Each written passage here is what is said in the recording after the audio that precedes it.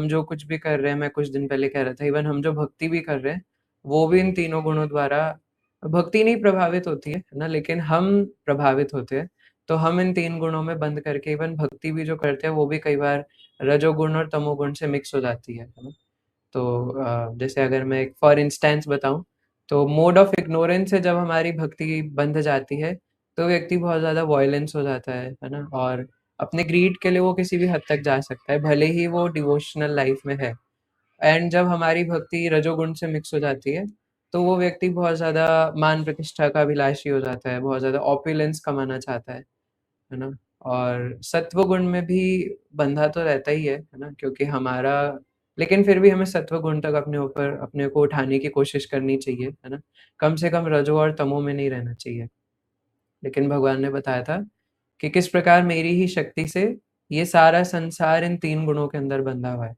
तो वैसे तो भगवान ये चर्चा कर रहे थे कि कैसे हम लोग उनको अलग-अलग तरीके से स्मरण कर सकते हैं। बट ये लास्ट टॉपिक यहाँ तक आया था, है ना? हमने ये चर्चा नहीं किया था, क्योंकि इसलिए मैं थोड़ा संक्षिप्त में बता रहा हूँ, है ना? कि इन श्लोकों में क्या है, कि 3 गुणों में सब कुछ बंधा हुआ है, इन 3 मोड्स, है ना? Mode of goodness, mode of passion, mode of ignorance. तो आज का श्लोक जो है वो बहुत सुंदर है ना? तो हम श्लोक दोहराएँगे पहले, एंड ट्रांसलेशन पॉपर्ट पढ़ के फिर डिस्कशन करेंगे।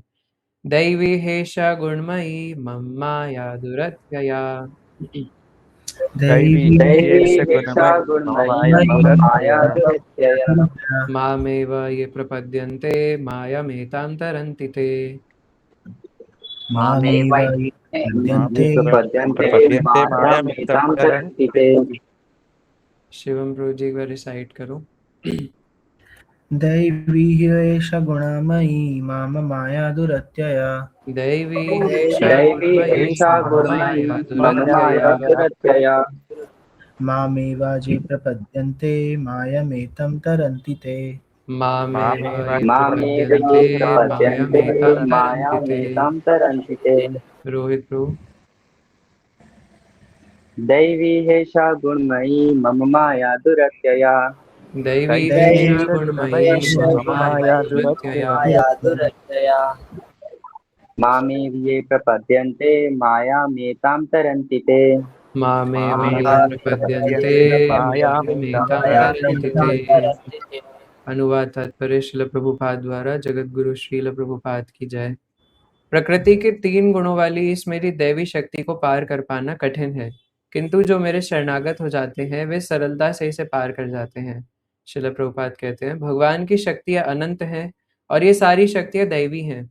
यद्यपि जीवात्माएं उनकी शक्तियों के अंश हैं, अतः दैवी हैं, किंतु भौतिक शक्ति के संपर्क में रहने से उनकी पराशक्ति आच्छादित रहती है। इस प्रकार भौतिक शक्ति से आच्छादित होने के कारण मनुष्य उसके प्रभाव का अतिक्रमण नहीं कर पाता। जैसा कि पहले कहा जा चुका है, परा तथा अपरा शक्तियां भगवान से उद्भूत होने के कारण नित्य हैं। जीव भगवान की परा शक्ति से संबंधित होते हैं, किंतु अपरा शक्ति अर्थात पदार्थ के द्वारा दूषित होने से उनका मोह भी नित्य होता है। अतः बद्ध जीव नित्य बद्ध है, कोई भी उसके बद्ध होने की तिथि को नहीं बता सकता। फलस्वरूप प्रकृति के चंगुल से उसका छूट पाना अत्यंत कठिन है, भले ही प्रकृति अपरा शक्ति क्यों न हो, क्योंकि भौतिक शक्ति परम इच्छा द्वारा संचालित होती है, जिसे लांघ पाना जीव के लिए कठिन है। यहाँ पर अपरा भौतिक प्रकृति को दैवी प्रकृति कहा गया है, क्योंकि इसका संबंध दैवी है तथा इसका चालन दैवी इच्छा से होता है। दैवी इच्छा से संचालित होने के कारण भौतिक प्रकृति अपरा होते हुए भी दृश्य जगत के निर्माण तथा विनाश में महत्वपूर्ण भूमिका निभाती है। वेदों में इसकी पुष्टि इस प्रकार हुई है, माया तुम मायाम तुम प्रकृति विद्यान मायनम तु महेश्वरम। यद्यपि माया मिथ्या या नश्वर है, किंतु माया के पृष्ठभूमि में परम जादूगर भगवान है, जो परम नियंता महेश्वर है। गुण का दूसरा अर्थ रस्सी या रज्जू है। इससे यह समझना चाहिए कि बद्धजीव मोह रूपी रस्सी से जकड़ा हुआ है। यदि मनुष्य के हाथ पैर बांध दिए जाएं तो वह अपने को छुड़ा नहीं सकता। उसकी सहायता के लिए कोई ऐसा व्यक्ति चाहिए जो बंधा ना हो। चूंकि एक बंधा हुआ व्यक्ति दूसरे बंधे व्यक्ति की सहायता नहीं कर सकता, अतः रक्षक को मुक्त होना चाहिए। अतः केवल कृष्ण या उनके प्रामाणिक प्रतिनिधि गुरु ही बद्ध जीव को छुड़ा सकते हैं। बिना ऐसी उत्कृष्ट सहायता के बंधन से छुटकारा नहीं मिल सकता। भक्ति या कृष्ण भावनामृत इस प्रकार के छुटकारे में सहायक हो सकता है। कृष्ण माया के अधीश्वर होने के नाते इस दुर्लंघ शक्ति को आदेश दे सकते हैं कि बद्ध जीव को छोड़ दे। वे शरणागत जीव पर अहेतु की कृपा तथा वात्सल्यवश ही जीव को मुक्त किए जाने का आदेश देते हैं, क्योंकि जीव मूलतः भगवान का प्रिय पुत्र है। अतः निष्ठुर माया के बंधन से मुक्त होने का एकमात्र साधन है भगवान के चरण कमलों की शरण ग्रहण करना। मामेव पद भी अत्यंत सार्थक है। माम का अर्थ है एकमात्र कृष्ण को, ब्रह्मा या शिव को नहीं। यद्यपि ब्रह्मा तथा शिव भी अत्यंत महान है और प्रायः विष्णु के ही समान है, किंतु ऐसे रजोगुण तथा तमोगुण के अवतारों के लिए संभव नहीं कि वे बद्ध जीव को माया के चंगुल से छुड़ा सके। अब कई बेवकूफ है जो इसमें चेरी पिकिंग करते हैं और कहते हैं कि ब्रह्मा जी और शिव जी को रजोगुण तमोगुण में बता रहे हैं, बट वो इससे पहले की लाइन नहीं पढ़ते कि ब्रह्मा जी और शिव जी विष्णु के ही समान है। ये भी लिखा है श्रील प्रभुपाद ने, है ना? दूसरे शब्दों में ब्रह्मा तथा शिव दोनों ही माया के वश में रहते हैं। केवल विष्णु माया के स्वामी है, अतः वे ही बद्ध जीव को मुक्त कर सकते हैं। वेदों में श्वेताश्वर उपनिषद 3.8 में इसकी पुष्टि तमेव विदित्वा के द्वारा हुई है, जिसका अर्थ है कृष्ण को जान लेने पर ही मुक्ति संभव है। शिव जी भी पुष्टि करते हैं कि केवल विष्णु कृपा से मुक्ति प्राप्त की जा सकती है। मुक्ति प्रदाता सर्वेशाम विष्णुरेव न संशयः, अर्थात इसमें संदेह नहीं कि विष्णु ही सबों के मुक्तिदाता है। हरे कृष्णा। श्रील गुरुदेव की जय, श्रील प्रभुपाद की जय। तो ये हमेशा ना बहुत ही तड़कता भड़कता टॉपिक रहता है, चाहे वो इस जगत के लोग हों, चाहे वो डिवोटीज हों, है ना? बाहर के लोग भी उनसे कुछ बोलो तो कहते हैं हाँ बेटा सब माया है, सब माया है ना? लेकिन यहाँ पे एक्चुअल में भगवान बताते हैं कि माया है क्या। मैं तुम्हें बताता हूँ व्हाट इज माया। तो क्योंकि पिछले श्लोक में जो भगवान ने अर्जुन को बोला था ना कि सब कुछ मेरी शक्ति से बंधा हुआ है, तो वो शक्ति जिसकी बात भगवान कर रहे हैं वो माया है ना? आप देख सकते हो भगवत गीता के स्टार्टिंग में जिनके पास बुक है, अच्छे स्टूडेंट्स के पास, है ना, तो वो देख सकते हैं पीछे एक ड्राइंग है ना, पेंटिंग है जिसमें 3 देवियाँ ऐसे कठपुतली की तरह व्यक्ति को कंट्रोल कर रही हैं। तो ये 3 देवियाँ, ये 3 गुण है ना? जिससे हम सब लोग बंधे हुए हैं। तो ये भगवान की मायावी शक्ति के द्वारा होता है ना? चाहे कोई भी हो इस संसार में, वो सब इन 3 गुणों के अंदर बंधे हुए हैं। हम क्या खा रहे हैं, हम कैसा आचरण कर रहे हैं, हम दूसरों के साथ कैसा व्यवहार करते हैं, कोई गाली देता है तो बदले में हम कैसा रिएक्ट कर रहे हैं, है ना? हम लोग पढ़ाई में कैसे हैं, हम लोग भक्ति में कैसे हैं, हम लोग सोते किस टाइम पर है, उठते किस टाइम पर है ना? और भी जो आप सोच सकते हो वो सब कुछ, है ना? A to Z सब कुछ इन 3 गुणों के अंदर बंधा हुआ है। वेदर कोई भी वो पर्सन हो, भक्त हो, अभक्त हो। तो इसलिए भगवान अर्जुन के मन में मानो ये प्रश्न आया कि आपने ये तो बता दिया कि 3 गुणों से बंधे हुए हैं, पर निकल नहीं सकते क्या? है ना? आखिर ऐसा है क्या? कैसे निकलेंगे? तो इसलिए भगवान आज के श्लोक में कहते हैं कि दैवी हेषा गुणमयी मम माया दुरत्यया, है ना? तो दैवी का मतलब है कि अर्जुन ये जो माया है वो दैवी है, डिवाइन है, वो कोई इधर-उधर की माया नहीं है। और हेषा का मतलब है निश्चित ही, है ना? यह निश्चित कर लो अर्जुन कि इसमें कोई संशय मात्र नहीं है कि ये मेरी माया है और इसलिए डिवाइन है ना? मम माया दुरत्यया, ये मेरी है। क्योंकि कई बार वी एज़ डिवोटीज़ कई बार हम सोचते हैं कि हम अपनी मर्ज़ी से, अपनी इच्छा से इस माया से निकल जाएँगे, but we can not do that, है ना? माया से निकलने की बात हम बाद में करेंगे। First we have to discuss कि माया आखिर होती क्या है और काम कैसे करती है। हालाँकि आपको ऑलरेडी पता ही है ना? We will start from basic analogy, है ना?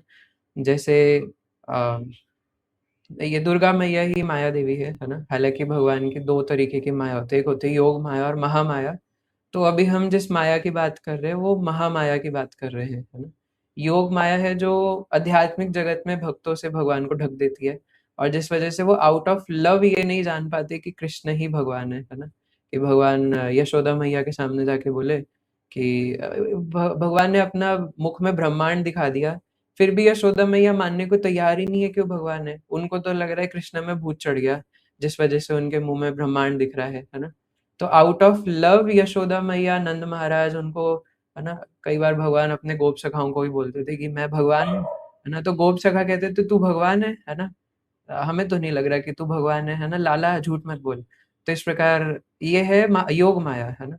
वो आउट ऑफ लव ब्रजवासी नहीं समझ पाते कि वो भगवान है ना? और इवन भगवान खुद अपनी भगवत्ता भूल जाते हैं कि वो भगवान है। लेकिन हम लोग अपनी मटेरियल अटैचमेंट्स के वजह से, हम लोग भौतिक जगत में होने की वजह से, है ना, ये एक्सेप्ट नहीं कर पाते या फिर ये भूल जाते हैं कि भगवान है, अपनी खुद की आइडेंटिटी भूल जाते हैं।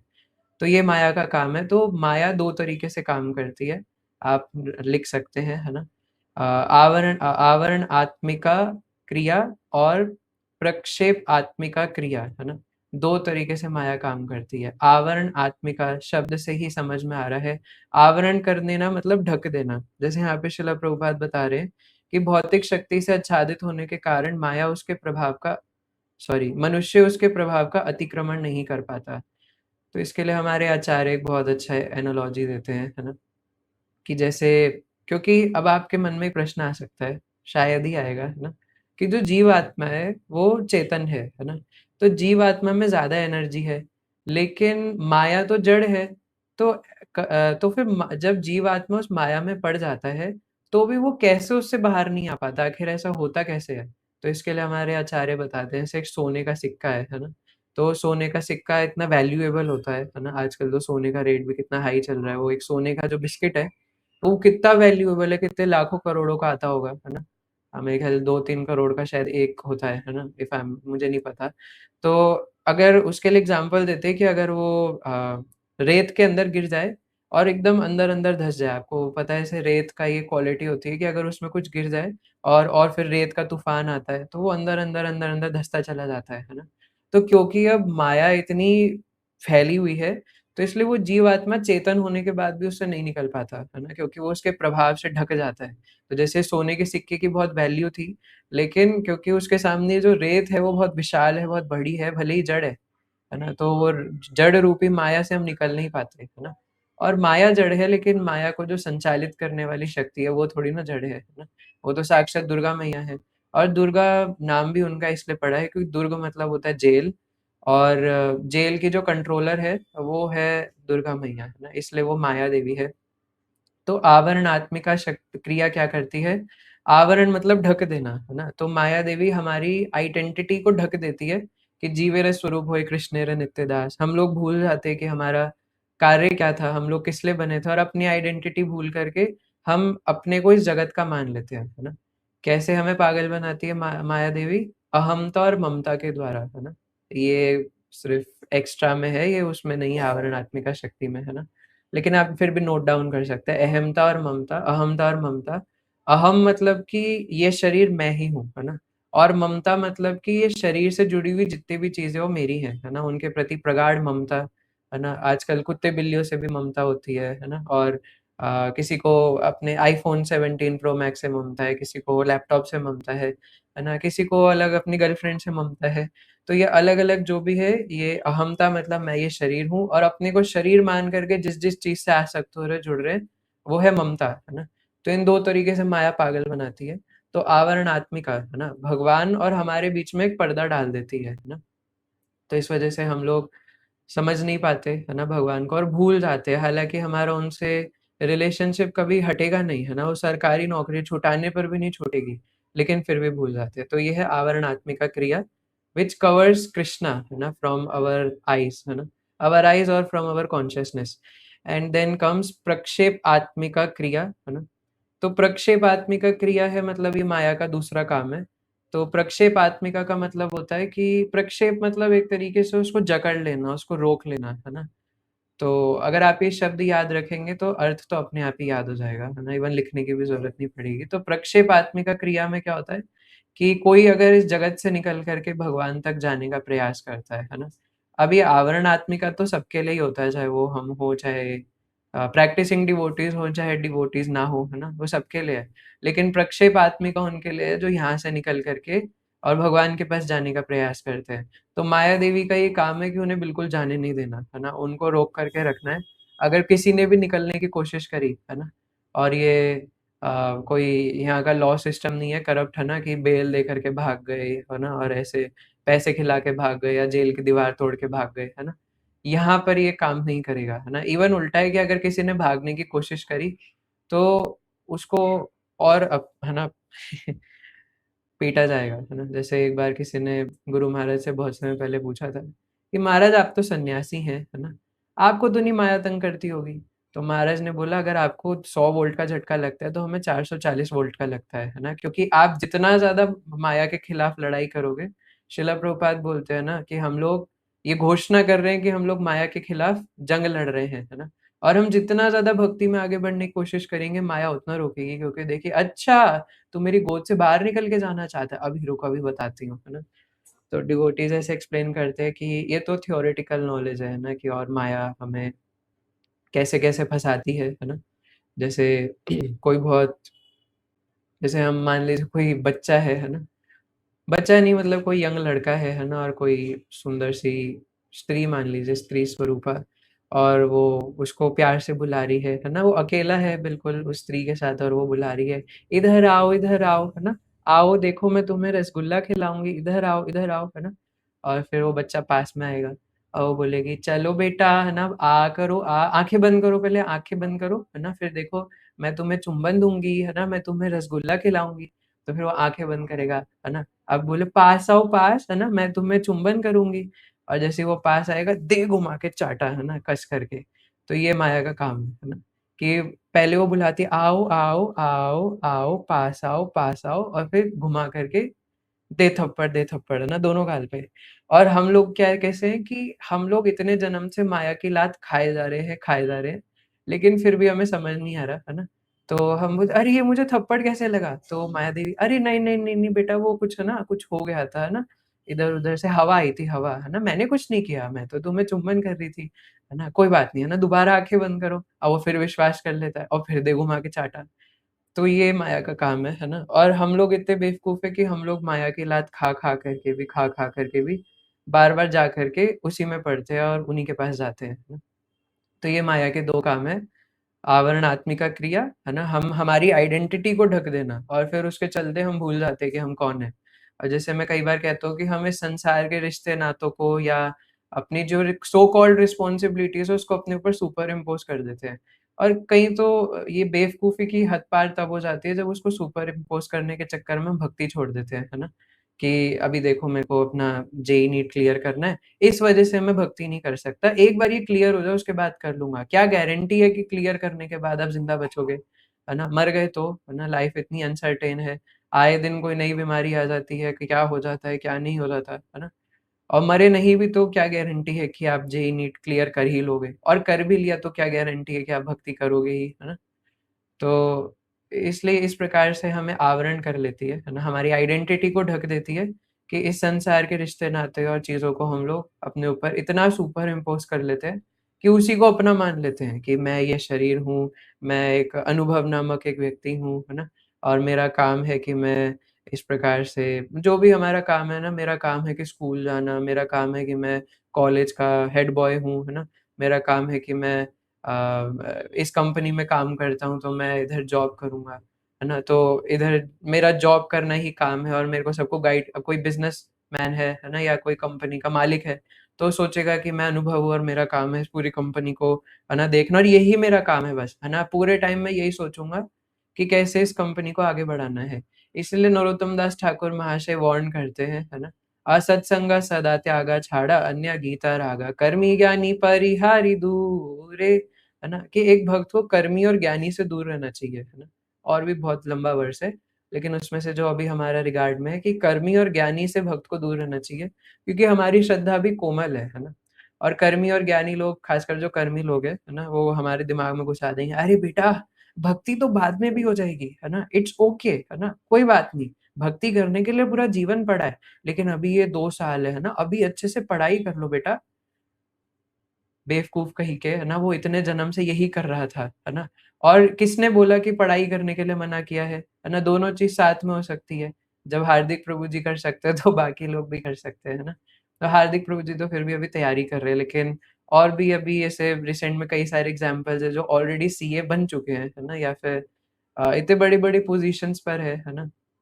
I have one of my friend है ना तो अ, वो रशिया में है ना जो दुनिया का सबसे मोस्ट डिफिकल्ट एग्जाम होता है ना उसकी तैयारी करता है उसके साथ में भी भक्ति कर रहे हैं प्रैक्टिस है ना सो कम से कम अपने जो नियमित साधना है ना उसको पालन किया जा सकता है तो इसलिए ये हमारा एक्सक्यूज़ मात्र है ना?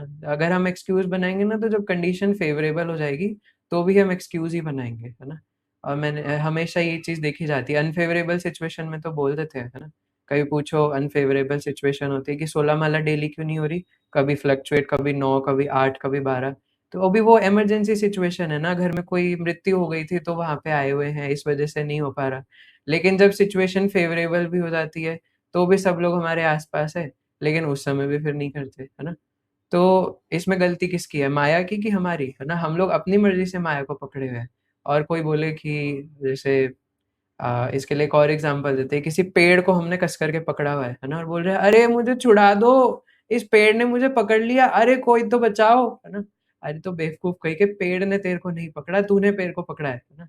हाथ छोड़ दे छूट जाएगा। अरे नहीं मैंने पेड़ को नहीं, पेड़ ने मुझे पकड़ा है। तो इसलिए माया ने एक्चुअल में हमको नहीं पकड़ा हुआ है क्योंकि माया जड़ है ना? एक्चुअल में हमने माया को पकड़ा हुआ है और अगर हम सच में चाहेंगे कि हम उससे निकल जाएँ तो निकल सकते हैं। लेकिन सिर्फ़ चाहने मात्र से नहीं होगा, है ना? उसके लिए हमें एक्ट उस हिसाब से करना पड़ेगा। तो भगवान ने कह दिया ये बात कि दैवी एषा गुणमयी मम माया दुरत्यया क्योंकि अर्जुन वो मेरी माया है, वो दैवी है। इसलिए सिर्फ़ इतनी आसानी से माया से नहीं निकला जा सकता कि मैंने सोच लिया आज है ना 30th जुलाई को शाम के 7:55 पे कि आज मैं माया से निकल जाऊँगा, है ना? ऐसे नहीं होता है ना?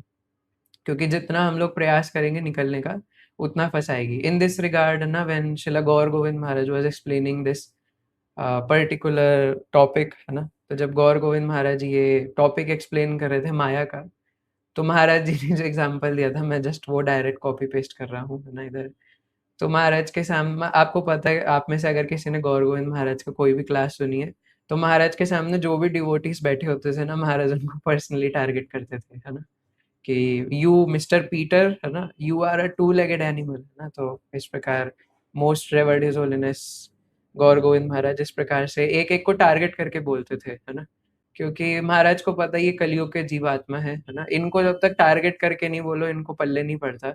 वो सोचते किसी और के लिए बोल रहे हैं। नहीं, आपके लिए ही बोला जा रहा है। या तो सीधा-सीधा समझ जाओ, नहीं तो फिर टारगेट करके लेकिन है ना, हम जैसे लोग ऐसा करेंगे तो फिर बुरा मान जाएँगे। तो इसलिए लेकिन गुरुजन के लिए शोभा सही देता है ना? तो इसलिए गौर गोविंद महाराज ऐसे करते थे। तो जब महाराज ये टॉपिक बता रहे थे तो महाराज कहते हैं कि माया कम्स इन मैनी वेज़ है ना? और ये मैं पहले भी कई बार बता चुका हूँ कि अ, माया कभी भी आपको बता कर के नहीं आएगी, है ना? कि मैं आज तुम पर अटैक करने वाली हूँ, है ना? जैसे कोई वो परी तो है नहीं है ना कि आपको पहले मैसेज करेगी, है ना? किसका नाम लूँ आज? डियर हार्दिक प्रभु जी, है ना? आज शाम को 8:05 पे मैं आपके ऊपर अटैक करने आऊँगी, है ना? और कैसे अटैक करने आऊँगी कि मैं एक प्यारी-सी लड़की बन कर के आऊँगी जो तुम्हें हरे कृष्णा हार्दिक प्रभु जी, है ना? आप तो बड़ा अच्छा माला करते हैं, मैंने सुना आप सीए भी बनने वाले हैं, है ना? तो आप मुझे भी थोड़ा बता सकते हैं, है ना? कि कैसे करें? तो और फिर नीचे लिख देंगे डियर योर लविंगली माया देवी, है ना? तो ऐसे माया देवी कभी बता करके नहीं आएगी कि मैं तुम्हारे ऊपर अटैक करने आ रही हूँ। क्योंकि अगर पहले से पता हो, तो फिर उतना मज़ा नहीं आएगा ना, इसलिए वो छुप करके आती है ना? इसलिए भक्त लोग बताते हैं कि हमें अपना 100% टाइम पूरा दिन कृष्ण को देना पड़ेगा। अगर 99% के अलावा 1% भी माया को दे दिया, तो माया उस 1% में से घुस करके पूरे 99 को भी माया बना देगी, है ना? तो we have to be 100% Krishna conscious 24/7 इसलिए भगवान बोलते हैं सततम कीर्तयन्तो माम यतन्तश्च दृढ़व्रतः, है ना? कि सतत रूप से मेरा कीर्तन करो, है ना?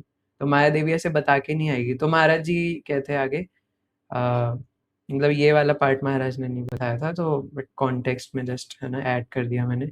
तो महाराज बताते हैं कि माया देवी कई फॉर्म्स में आती है। तो महाराज कहते हैं यू मिस्टर लैरी है ना? यू आर अ वैष्णव है ना? And Maya Devi will come to you in form of a Vaishnavi ha ha हा यू मिस्टर लैरी है ना? तो महाराज जी कहते हैं कि हमारे मिस्टर लैरी जी जो हैं वो एक वैष्णव हैं।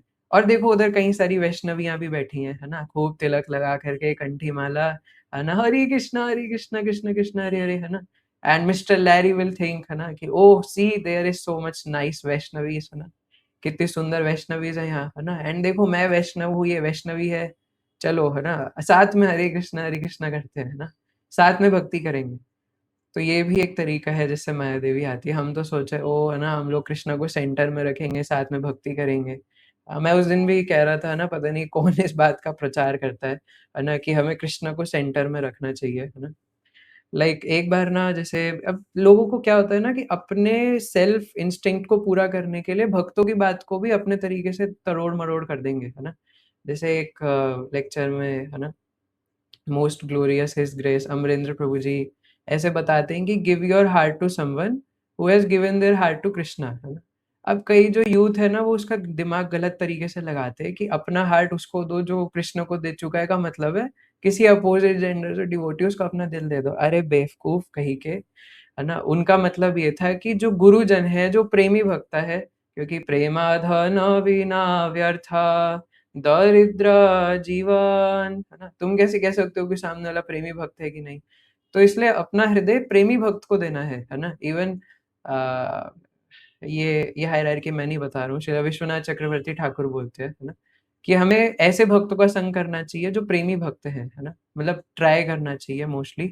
तो कम से कम हृदय देने की जो बात है, वो प्रेमी भक्त को देने के लिए बोला है ना? इसलिए अपना हृदय गुरु के चरणों में देना है ना? वो गलत मतलब निकाल लेते हैं कि कोई सामने वाला अपोजिट जेंडर है जो, तो महाराज जी कहते हैं कि माया देवी इस प्रकार अलग-अलग फॉर्म्स में आती है ना? एंड हमें ये समझना है कि हम कैसे उससे बचें, और हमें दिमाग लगाना है ना?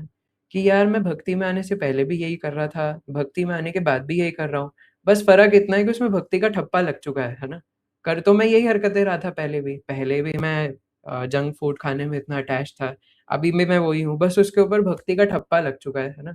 पहले मैं कहता था अरे कहीं जा कर के, "अरे, अरे लाओ, लाओ पिज़्ज़ा दो पहले मुझे, अरे, अरे लाओ बर्गर दो, है ना? वाह! मुँह में पानी आ रहा है।" और अब भी भक्तों के घर जाके, है ना, या कहीं भी जाकर के ऐसे ही करते हैं, "अरे, अरे प्रभु जी, वो जो बाल्टी में पड़ा है ना, वो वाला पाव भाजी मुझे दे दो, है ना? वो प्रभु जी, वो मोमोज़ दिख रहा है प्रभु जी, वो दे दो।" है ना?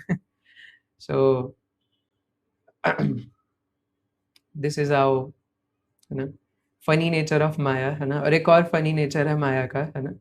कि जब तक आप लोग भक्ति में नहीं थे, है ना? और आपकी कोई भौतिक अभिलाषा थी, ऐसा होता है, मतलब मोस्टली ऐसा नहीं, होगा ही होगा, बट ऐसा कई बार होता है कि भक्ति में आने से पहले आपकी कोई भौतिक अभिलाषा थी ना, तो वो पूरी नहीं होती है ना?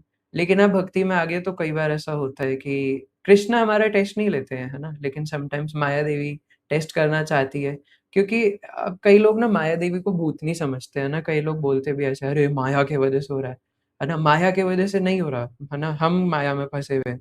क्योंकि माया देवी तो साक्षात भगवान की दासी है।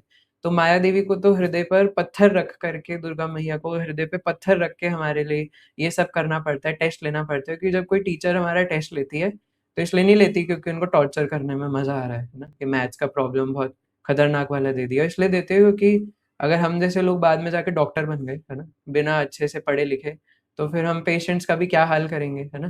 तो इसलिए नीट का एग्ज़ाम इतना डिफ़िकल्ट होता है, ना कि बच्चों को टॉर्चर करने के लिए, है ना? क्योंकि उससे जो बच्चे डॉक्टर बनेंगे, तो वो अच्छे होने चाहिए ताकि पेशेंट का इलाज अच्छे से कर सकें। तो अगर हम लोग पूरे प्योर नहीं हुए और इसी स्टेट में गोलोक चले गए, तो वहाँ जाके तो इतनी सुंदर-सुंदर गोपियाँ, मंजरियों को देख के तो हम पता नहीं क्या ही करेंगे, है ना?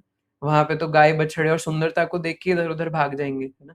जैसे कई ऐसी स्टोरीज़ आती है कि नारद मुनि कई लोगों को वैकुंठ लेके गए थे, और वो वैकुंठ के गेट की सुंदरता देख के गेट पे ही चिपके रह गए, है ना? वाह!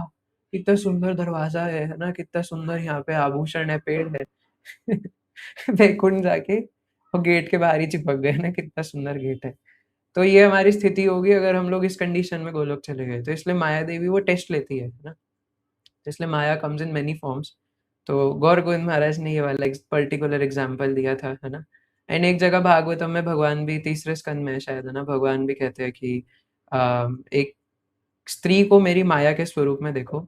अब यहाँ पे इसका खाली ये मतलब नहीं कि बायोलॉजिकल जो स्त्री है उसकी बात हो रही है ना? मतलब माया देवी किसी भी तरीके से, माया जो है वो किसी भी तरीके से हमें फँसा सकती है, बट जो प्रोमिनेंट तरीका है वो ये स्त्री-पुरुष का आकर्षण है ना?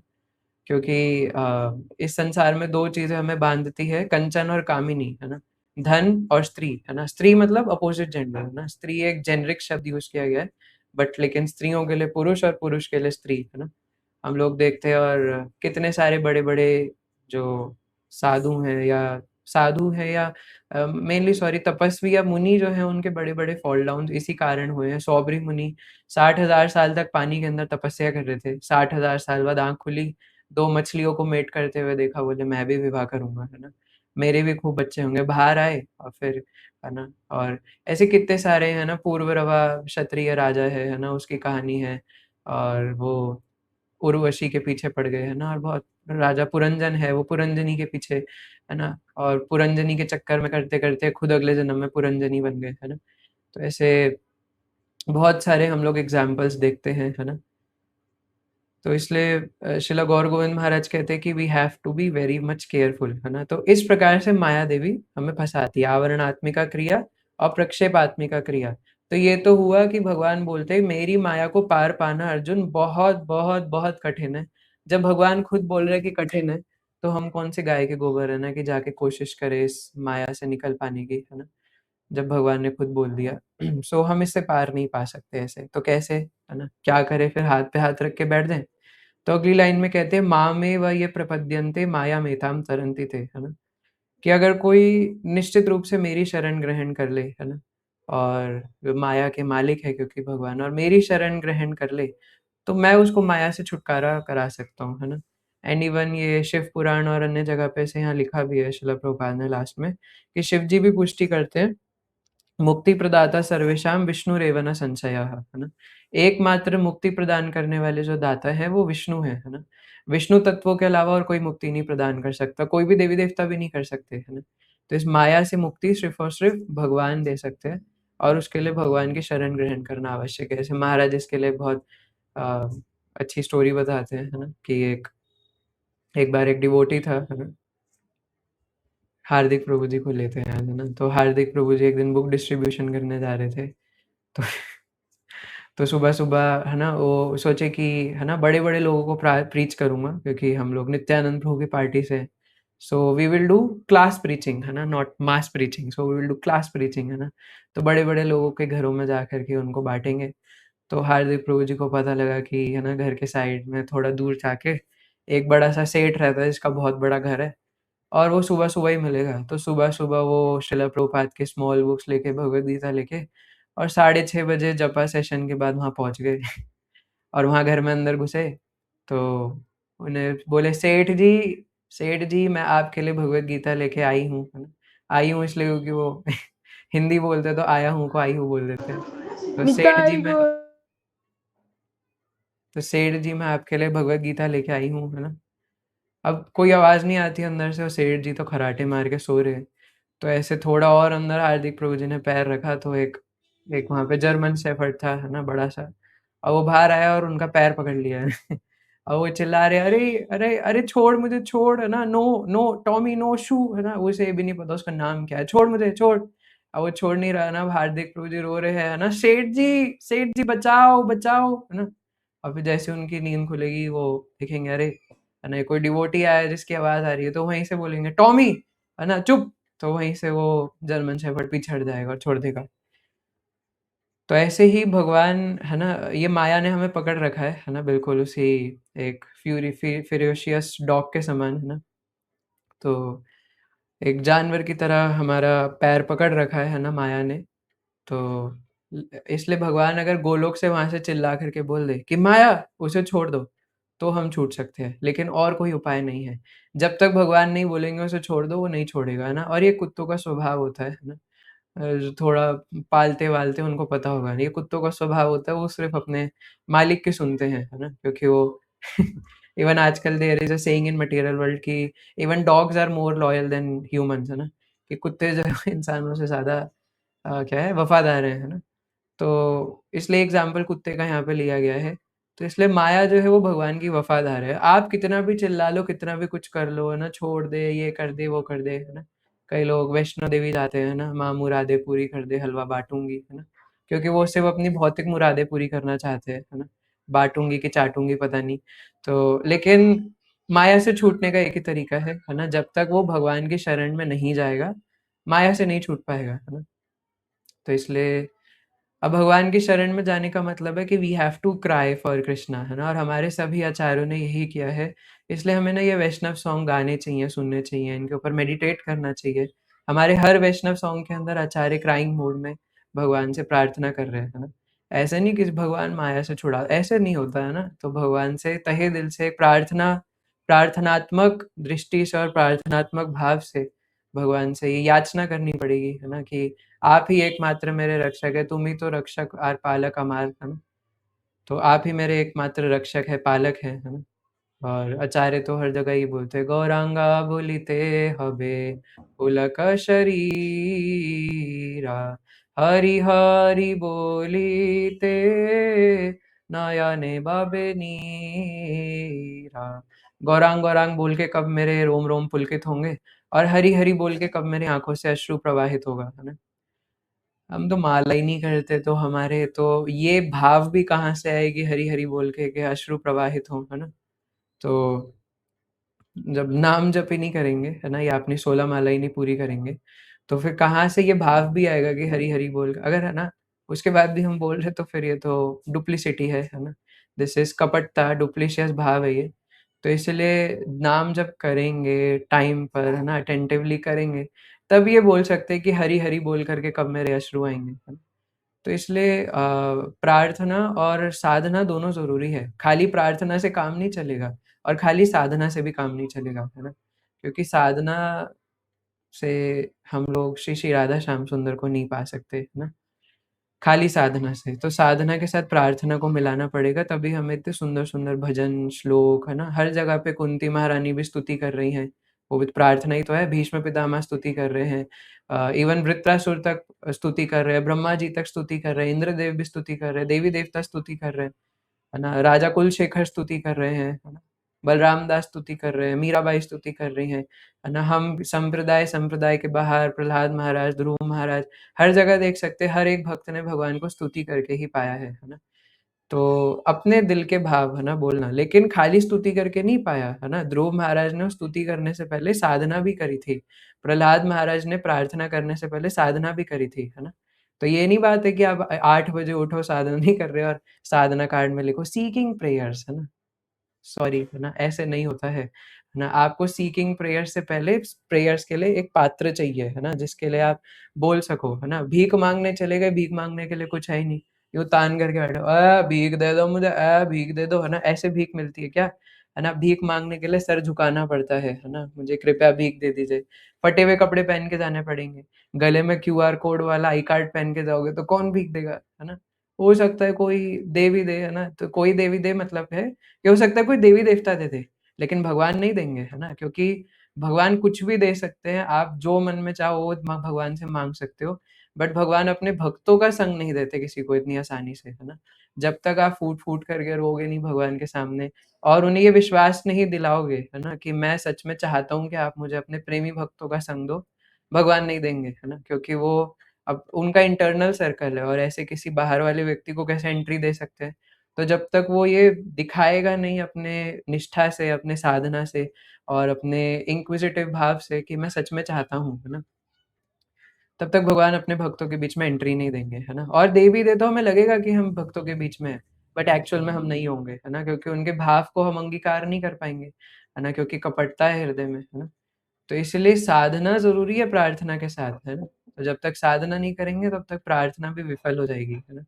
तो इसलिए साधना अच्छे से करें, अपना बेस्ट दें और उसके साथ-साथ प्रार्थना करें कि भगवान मेरे अंदर शक्ति नहीं है ना? कि मैं आपका शुद्ध नाम ले सकूँ या मैं आपको स्मरण भी कर सकूँ, है ना?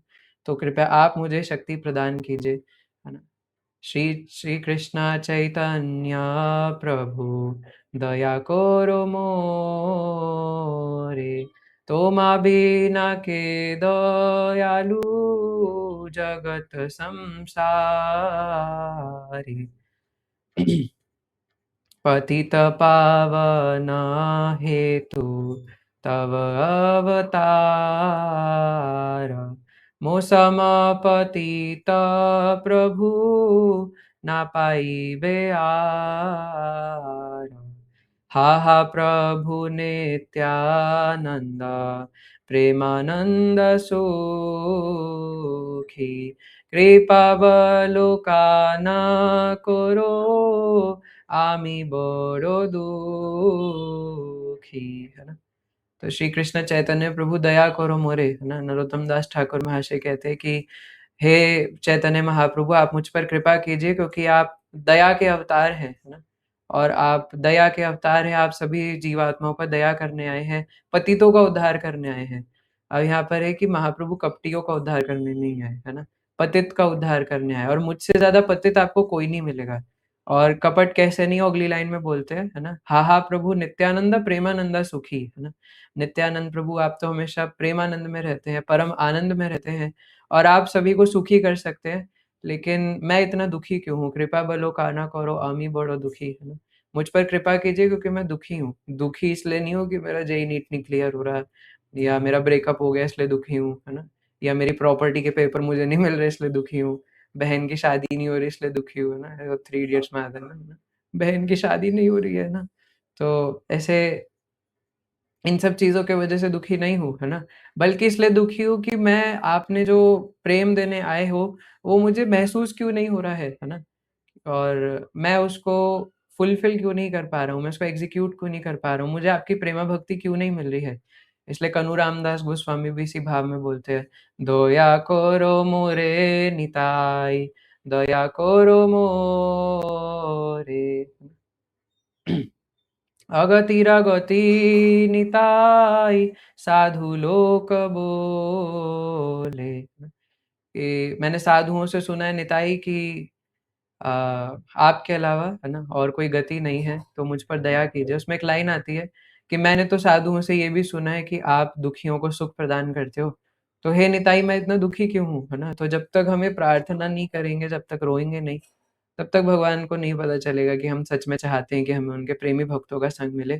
एंड अनटिल एंड अनलेस हमें गुरु की कृपा ना मिले, है ना, तब तक हम लोग माया से पार नहीं हो सकते। श्रील गौर गोविंद महाराज का इसके ऊपर 2.5 घंटे 2 घंटे का क्लास है पूरी, है ना, जिसका टाइटल ही यही है कि इफ, है ना, हमें गुरु की कृपा ना मिले तो निताई मर्सी भी तब मिलेगी जब गुरु की मर्सी होगी, प्रभुपाद की मर्सी होगी, है ना? तो निताई मर्सी से ज़्यादा ज़रूरी गुरु की मर्सी है ना? If guru doesn't give our their mercy, है ना, so we can not get even Nitai's mercy, है ना? तो इसके लिए भी हमें गुरु महाराज के पास, है ना, हमारे जो गुरुजन है, गुरु परंपरा का हमें कृपा चाहिए। और गुरु की कृपा के लिए है ना, अब गुरु हमारे शहर में आए, है ना, या हमारे आस-पास आए, है ना, तो हमें जाना चाहिए उनसे श्रवण करने के लिए, क्योंकि कृपा जो है वो इसी तरीके से फ्लो करती है ना?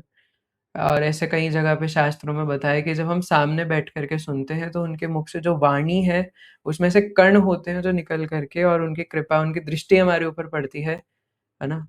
"ऐ बारो करुणा करो वैष्णव गोसाई, दर्शने पवित्र करे ये तुम्हारे गुण।" ऑनलाइन में दर्शन कैसे करोगे, है ना? भले ही वो ऑनलाइन दिख रहे हैं, बट वो दर्शन दर्शन नहीं होते हैं ना प्रॉपर रूप में, है ना? वो मजबूरी वाली कंडीशन में ठीक है कि हमारे गुरुदेव यूएस गए हैं, हम इंडिया में हैं, तो ऑनलाइन ठीक है ना? लेकिन हमारे आस-पास आए हैं, और दिक्कत बात ये है ना कि अपना दिमाग नहीं लगाना चाहिए, है ना? क्योंकि जब हमारे गुरुजन हमारे आस-पास आए हैं, तो ये भी देखना चाहिए ना कि अ, इतनी हमारे ऊपर कृपा है, तो हरिनाम प्रभु रुष्ट हो जाएँगे जब देखेंगे कि इतनी पास आकर के भी सोच रहे चलो ऑनलाइन ही सुन लूँगा, है ना? और भी बातें हैं, है ना, कि गुरु से बार-बार पूछे मैं आपको कैसे प्रसन्न करूँ, बट उनकी बात ना माने, है ना? आप मैं आपकी कैसे सेवा करूँ, आपकी कैसे सेवा करूँ, है ना? मैं कल कल भी सुन रहा था मैं, है ना, एक अ, महाराज जी से कि गुरु के सामने, है ना, मैं पैर नहीं दबा पा रहा, मेरे गुरुजी मेरे साथ नहीं है, मैं उनके पैरों की मालिश नहीं कर पा रहा, मेरे पे गुरु की कृपा नहीं है, ऐसे नहीं होता, है ना? आप कहीं दूर रह कर के भी, 7 समुंदर पार रह के भी अगर गुरु के आदेश को परिपूर्ण रूप से पालन कर रहे हो, है ना, तो गुरु कैसे नहीं प्रसन्न होंगे, है ना? लेकिन गुरु का आदेश का पालन करना पड़ेगा, है ना? जैसे अ, हाँ, यहाँ पे जो हिज़ होलीनेस भक्त, वैसे तो ज़्यादातर जो गुरुजन हैं वो सारे एक ही नियम देते हैं आजकल, कोई अलग से कुछ नियम होता नहीं है ना? क्योंकि उन्हें पता ही है अलग से नियम देखिए पालन कर नहीं पाएँगे। इसलिए आजकल गुरुजन जो है वो बहुत, है ना, सोच समझ कर के बोलते हैं। तो एक ही जनरल चीज़ होती है, 16 माला करो, 4 नियम पालन करो, अच्छे भक्त बनो, है ना? जैसे महाराज जी ने भी हमें इंस्ट्रक्शन दिया है कि हम लोग सुबह जपा सेशन में, उसमें भी अपना दिमाग लगाएँगे, है ना? मैं तो जब ऐसे भी कर सकता हूँ, है ना? आपको क्या लगता है कि हम लोगों को भी डिस्ट्रैक्शन होता है ना लैपटॉप, मोबाइल से, है ना?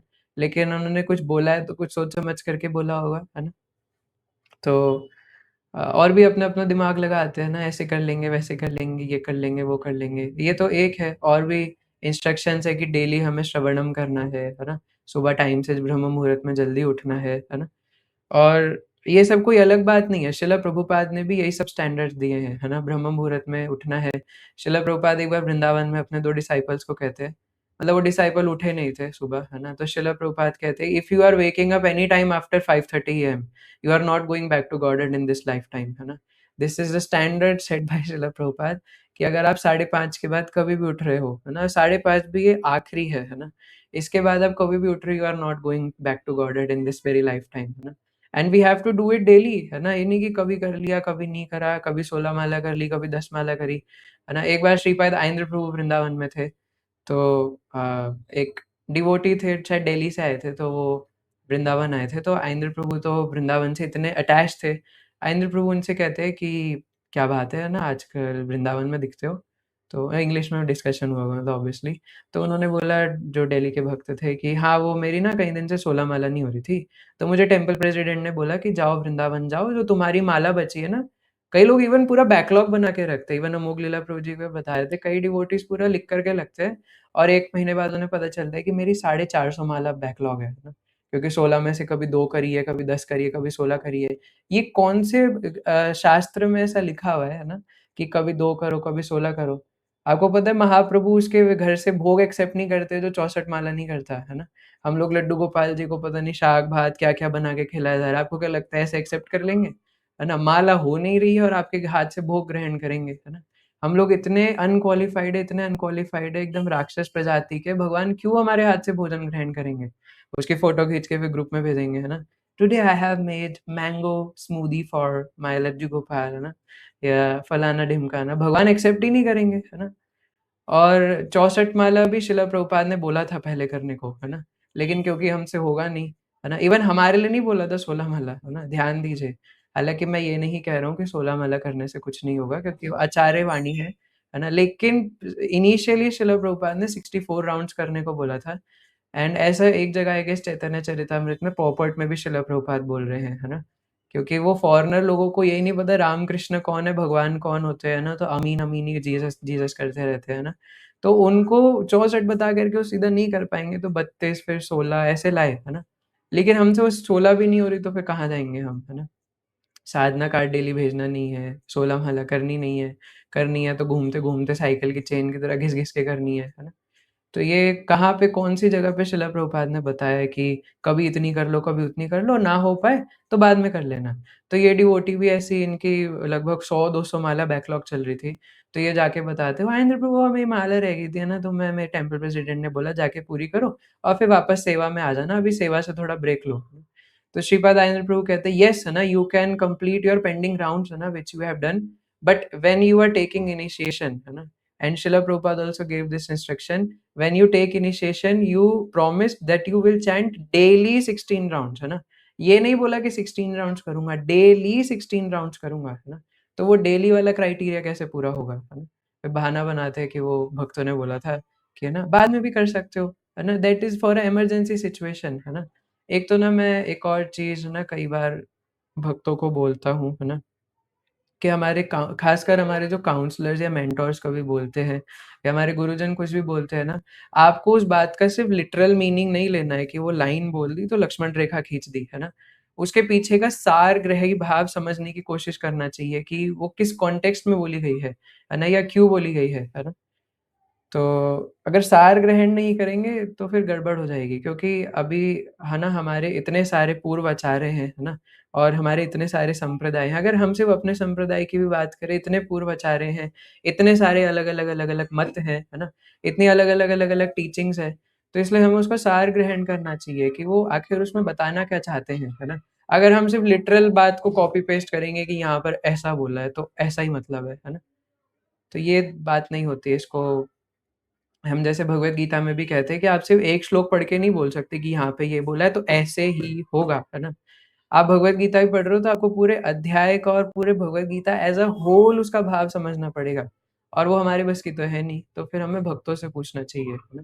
इसलिए कभी भी अपना दिमाग लगाने से पहले हमें अपने जो इमीडिएट अथॉरिटीज़ हैं उनसे पूछना चाहिए, है ना? कि what is beneficial for me, है ना? कम से कम अगर if we have faith in this process, है ना, सो दिस इज दी, है ना, वे कि हम लोग उनसे पूछे एंड सब कुछ उनसे कॉन्फिडेंशियली शेयर करें, है ना, अब आप बोलेंगे ये कब से बात हो गई, ये कौन से शास्त्र में लिखा है? उपदेशामृत के 5वां या 6ठा श्लोक है, ददाति प्रतिगृह्णाति गुह्यम आख्याति पृच्छति। रूप गोस्वामी उसमें बोलते हैं कि हमें जो भक्त हैं उनसे कॉन्फिडेंशियल में जाकर के गुप्त रूप से अकेले में मिलकर के अपने हृदय की बात शेयर करनी चाहिए। तो आपको क्या लगता है, रासलीला की बातें शेयर करने को बोल रहे हैं? वो तो है ना? लेकिन उसके अलावा भी हम भक्ति नहीं कर पा रहे, हमारी कुछ प्रॉब्लम्स आ रही हैं या फिर हम कुछ अच्छी चीज़ रियलाइज़ करी है, तो भक्तों के सर्कल में, क्योंकि वो पब्लिकली नहीं बता सकते, है ना? या फिर यहाँ पर भी इतने सारे भक्त हैं, तो सबके सामने में भी हम नहीं बोल सकते। तो इसलिए वो प्राइवेट में जा कर के, है ना, भक्त को कॉन्फिडेंशियल रूप से, जो हमारे ट्रस्टेड हैं, जो हमें लगता है हमारे वेल विशर है, उनको जा कर के बताना चाहिए, है ना? हमारे लिए कुछ भी अच्छा, बुरा कुछ भी हो, है ना? सो इस प्रकार माया हमें फँसाती है एंड हम तब तक माया से नहीं निकल सकते। माया मामेव ये प्रपद्यन्ते मायामेतां तरन्ति ते, तब तक नहीं तर पाएँगे जब तक हम रोएँगे नहीं, है ना? तो इसलिए गौर गोविंद महाराज कहते हैं कि I have opened crying school for, है ना, everyone, so we have to, इसमें यहाँ पे रोना सिखाते हैं भगवान के लिए, है ना? क्योंकि अब किसी के मन में भी आ सकता है कि भगवान क्या चाहते हैं हम रोएँ, है ना? तो देखो हम इस संसार में भी रो ही रहे हैं, है ना, सबके लिए, है ना? और जैसे यहाँ पर अभी गौर गोविंद महाराज अपोजिट जेंडर वाला एग्जाम्पल देते हैं, है ना? इसके चलते ना कई भक्तों को, इवन अच्छे-अच्छे भक्तों को भी बहुत अच्छे से टॉप नॉच साधना कर रहे थे, है ना? उनको भी गिरते हुए देखा है, इसलिए बार-बार ये दिया जाता है ना? और जब ऐसा लड़की या लड़के, लड़की का चक्कर बाबू भैया, लड़की का चक्कर, है ना? जब वो होता है ना, तो कई बार भक्त लोग शर्म के मारे बताते भी नहीं हैं और फिर कब उनका कहाँ फॉल डाउन हो जाता है, fall down in the sense वो भक्ति छोड़ देते हैं, उन्हें खुद भी नहीं पता चलता है। एंड शिला राधानाथ महाराज एक जगह पे कहते हैं, एक मैंने लेक्चर सुना था बहुत समय पहले, तो उसमें Srila Radhanath Maharaj was saying, if you are not able to chant your 16 rounds, you are already fell down, है ना? अगर आप 16 माला नहीं कर पा रहे, आपका पतन ऑलरेडी हो चुका है, आपका पतन होना बाकी नहीं है, आपका पतन हो चुका है। दिस वाज द स्टेटमेंट, है ना, I heard in one of the lecture of his holiness Radhanath Swami Maharaj, है ना? सो हमारा पतन ऑलरेडी हो चुका है ना? क्योंकि ये शिला प्रभुपाद ने मिनिमम स्टैंडर्ड क्राइटेरिया दिया है कि 16 राउंड आर मिनिमम, है ना?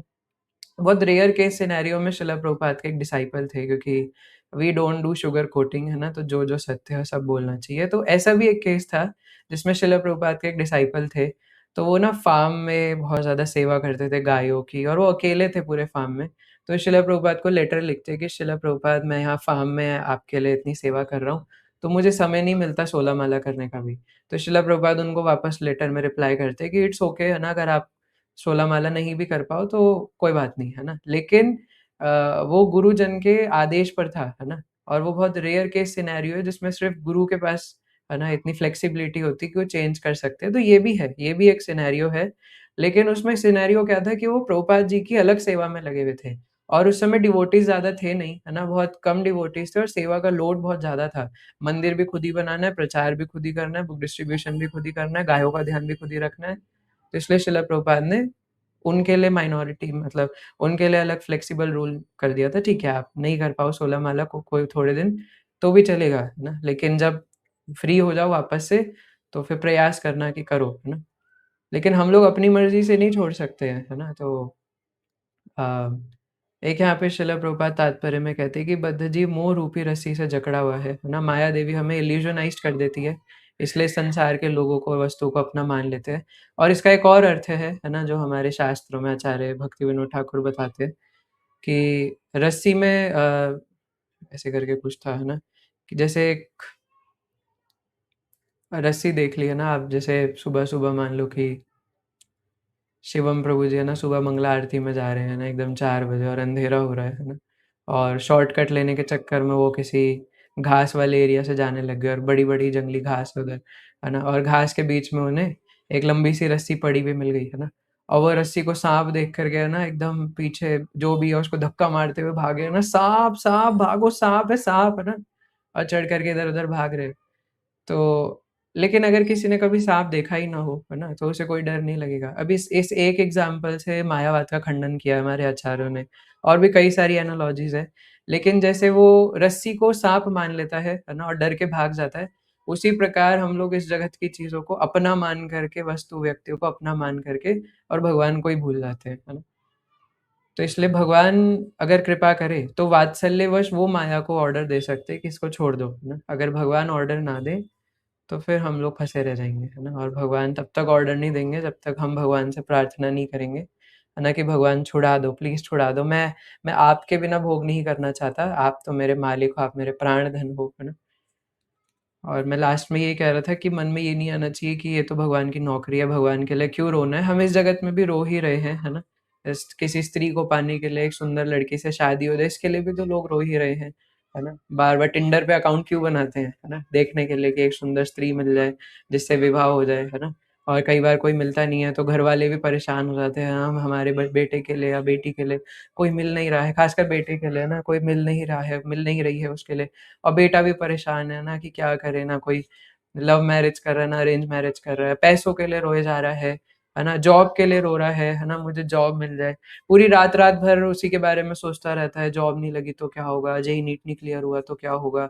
कोई शादी नहीं करा तो क्या होगा? है ना? तो ये सोच कर के भी तो रो ही रहे हैं। तो जब इस संसार में रोना है, तो संसार के लिए रोने की जगह कृष्ण के लिए रो लें। And this is also the statement of Gaur Govind Maharaj, है ना? कि you are already crying for Maya, but don't cry for Maya, है ना?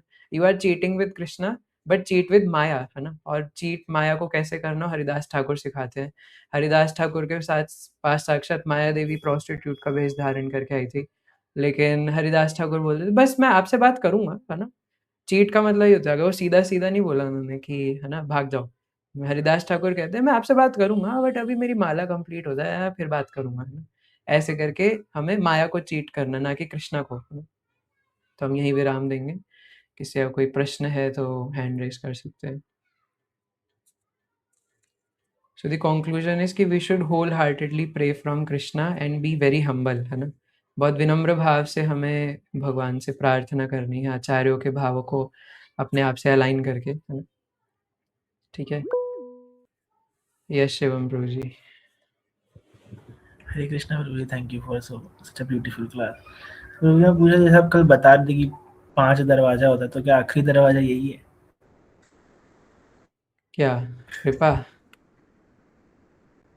कि भगवान ही माया को बोलेंगे कि अब इसको छोड़ दो? हाँ, तो वो तो कल भी तो बताया था कि अंदर से दरवाज़ा बंद होता है, बाहर से नहीं खोल सकते आप, वो सिर्फ़ अंदर से ही खुल सकता है। तो आप सिर्फ़ बाहर से रो-रो करके दरवाज़ा पीट सकते हो, खोल दो, प्लीज़ खोल दो, है ना? और अब आप ऐसे खोल दो, है ना? तो क्यों खोलेंगे, है ना? तो इसलिए जब आप पूरा पीटोगे एकदम रो-रो करके एकदम, तो जब भगवान का मन करेगा तब खोलेंगे, है ना? लेकिन उससे पहले 4 दरवाज़े भी पार करने हैं।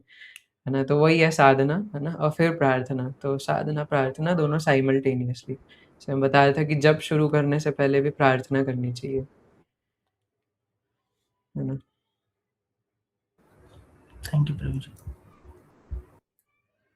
Anyone have any other query, question, statement? Yes, Bhanu Solanki Prabhu ji. Hare Krishna Prabhu ji. Hare हाँ, कृष्ण। हरे कृष्ण, हरे कृष्ण। मैं ये बोल रहा हूँ कि मतलब माया फिर भगवान ने लगाई ही क्यों है? अगर इससे ही निकलना है तो फिर लोगों में ये दी ही क्यों है? क्योंकि हम चाहते थे प्रभु जी। भगवान ने अपनी इच्छा से नहीं लगाई है। जैसे एक बच्चा बार-बार अपने पिता से बोले कि मैं आपके साथ नहीं रहूँगा, मुझे तो सेनोरिटा के साथ ही रहना है, मैं भाग जाऊँगा सेनोरिटा के साथ। तो पिता 3 बार समझाएँगे, बेटा मत करो, है ना बेटा, कोई बात नहीं, घर पे रह लो, है ना, ऐसे नहीं करते। नहीं, मैं तो सेनोरिटा के साथ भाग जाऊँगा, मैं तो अपना खुद का करूँगा, जो करूँगा, मैं नहीं रहूँगा। तो फिर बे पापा बोलेंगे ठीक है बेटा, ना तेरी खुशी में मेरी खुशी है, मैं क्या कर सकता हूँ, है ना? अब वो ज़बरदस्ती चाहे तो बाँध के भी रख सकते हैं रस्सी से, लेकिन फिर वो प्रेम नहीं रहेगा, है ना? तो इंडिपेंडेंट छोड़ देते हैं कि ठीक है बेटा, लेकिन फिर भी कभी मेरी ज़रूरत पड़ी तो वापस आ जाना, तुम्हारा पापा हमेशा तुम्हारे साथ ही है। तो वो बाहर जाएगा, तो फिर जगत में लोग उसको सताएँगे, उसको क्या पता सेनोरिटा माया है। तो वही श्याम सुंदर को छोड़ के जिस सेनोरिटा के पीछे हम आए हैं, वो माया है। तो वो भगवान ने नहीं किया है, वो हम अपनी मर्ज़ी से आए हैं। I hope it helps, Ruji.